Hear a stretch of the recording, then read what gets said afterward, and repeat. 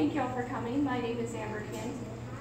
This afternoon I'm going to be discussing a famous lady throughout history. Her name was Clara Barton. She was born in 1821 in Oxford, Massachusetts. She was the youngest child of 6. She grew up like any child during this time period. She had a lot of older siblings to look up to, so that helped shape the future she would soon have.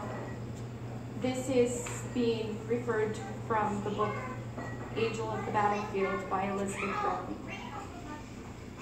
Clarissa started her formal education at the age of 3. This was not common in England at the time. She was reading, writing, and spelling long before Piers her age. Clarissa did have an embarrassing lisp while attending school, so this caused embarrassment when she would talk in front of the class, so she would refrain from doing so. But with the help of a teacher during after hours, during the days after school, she was able to overcome this challenge, and she excelled in her early education. So now I'm going to refer from the CivilWar.org, Clara Barton, later to be known. She was very bright in that the fact that she could bookkeep for her brother's business, the mill, plus she was composing poetry in her early adolescent years. She also was able to become a teacher at the age of 15, which the book Angel of the Battlefield by Elizabeth Brown states she was 18, but later in an interview she was actually 15. Her students loved her enthusiasm. She was infectious. They loved learning from her. She loved teaching. She did this for several years. Then she went on to work as the patent office, and she was the first woman to work in a government office. She did this from 1854 to 1857, but due to slavery laws, she quit because she was in favor of no slaves. Clara Barton later went to do charity work in Washington, D.C.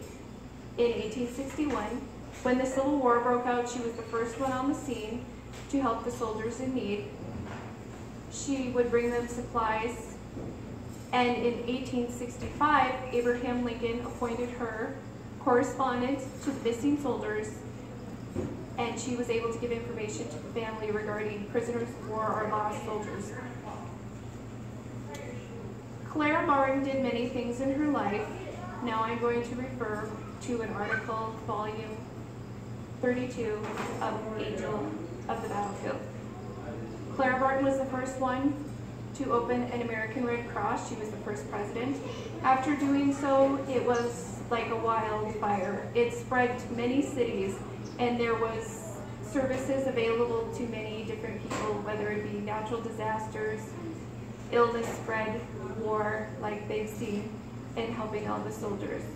Clara Barton didn't realize the impact that starting that American Cross would have on history.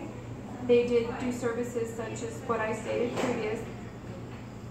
Clara Barton died at the age of 91 in 1912. She left a legacy behind that will be remembered for many years to come. She never realized what American Cross would grow to today. Today, it actually offers many programs such as CPR, as I've shown today, first aid training,